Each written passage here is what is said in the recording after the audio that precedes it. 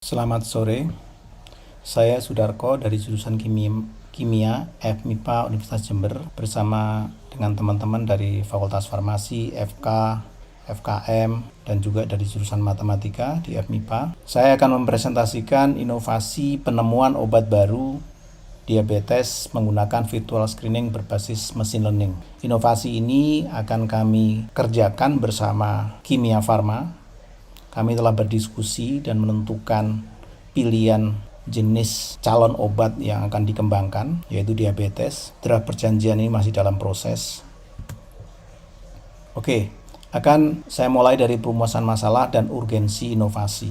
Saat ini negara kita mengimpor lebih mencapai 90% dan total 30 triliun per tahun bahan baku obat. Kemudian kebijakan tentang pengembangan obat dalam negeri juga sudah ada untuk penemuan obat baru. Khusus untuk yang terkait dengan diabetes, tahun 2021 jumlah penderita mencapai 19,5 juta dan diperkirakan meningkat menjadi 28,9 juta pada tahun 2045. Beban BPJS tahun 2022 untuk diabetes mellitus mencapai 7,5 triliun rupiah.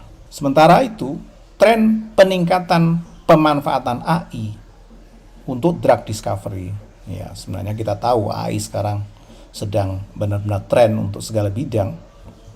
Untuk drug discovery memungkinkan kita untuk membuat terobosan percepatan proses penemuan obat. Berikut adalah timeline untuk drug discovery and development.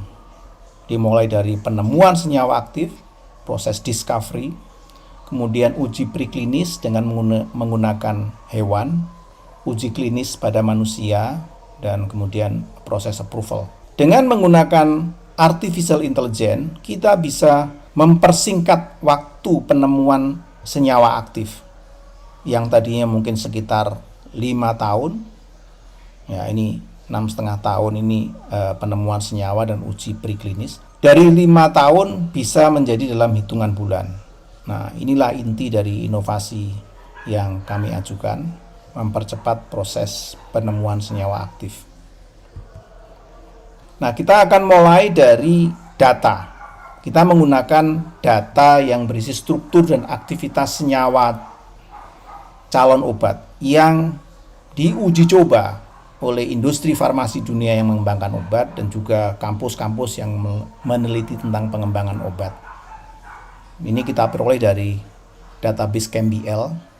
Untuk diabetes tipe 2 itu tersedia sekitar 5.000 data eksperimen yang berisi struktur dan aktivitas. Nah, kemudian data struktur dan aktivitas itu akan kita bangun, kita cari modelnya dengan menggunakan KISAR, yaitu Quantitative Structure and Activity Relationship, menggunakan machine learning. Kenapa machine learning? Karena data yang kita analisis dan nanti screeningnya jumlahnya cukup besar. Model terbaik yang kami temukan kemudian digunakan untuk proses screening miliaran senyawa, di mana miliaran senyawa ini mayoritas masih senyawa baru yang belum dipatenkan, jadi baru diketahui strukturnya, tapi siap untuk disintesa. Nah, dari miliaran senyawa itu, setelah di screening, hasil screeningnya kemudian kita akan uji coba. Nah, itu bisa disintesa tapi terlalu lama, maka kami akan memesan senyawa itu dari vendor di luar negeri. Untuk senyawa-senyawa yang belum pernah disintesa itu, kami sudah berkomunikasi hanya butuh 3 minggu untuk mensintesanya, jadi mungkin 1 bulan untuk delivery-nya ke Indonesia. Selanjutnya dilakukan uji in vitro untuk membuktikan apakah memang benar-benar aktif. Jadi dari yang sudah kami coba saat ini, dari struktur yang kami miliki ada 6,4 miliar. Itu sudah kami screening dan kami mendapatkan 128.000 senyawa yang diprediksi memiliki PIJ 50 dari 9. Ini adalah nilai aktivitas senyawa obat yang saat ini ada, sekitar 9. Kemudian akan kami pilih sebanyak 100 senyawa dengan menggunakan clustering.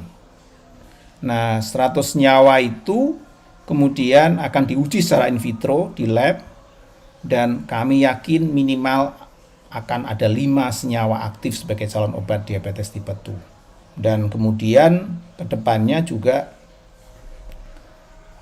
kami prediksi bisa menghasilkan paten 1 senyawa calon obat minimal. Kami saat ini juga sedang proses mendapatkan 37 miliar senyawa. Jadi dalam penelitian ini nanti kami akan melakukan screening lagi dengan 37 miliar calon yang di screening. Nah, setelah ketemu senyawa aktif tentunya masih diperlukan proses lanjutan nanti setelah selesainya inovasi ini, yaitu uji pada hewan dan kemudian uji klinis pada manusia untuk sampai kemudian bisa jadi obat.